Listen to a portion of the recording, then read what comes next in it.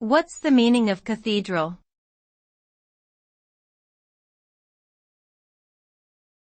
Cathedral.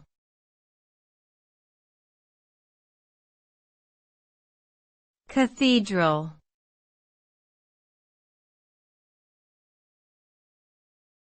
Cathedral.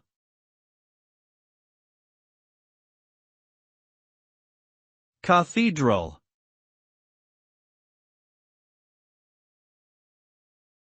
The word cathedral refers to a large and important Christian church that is the principal church of a diocese, with a bishop's throne.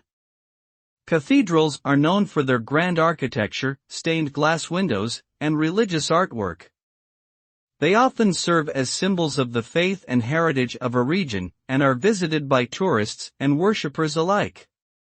Cathedrals may also be used for other important ceremonies such as weddings, funerals, and coronations. Overall, cathedrals hold significant cultural and religious significance in many parts of the world.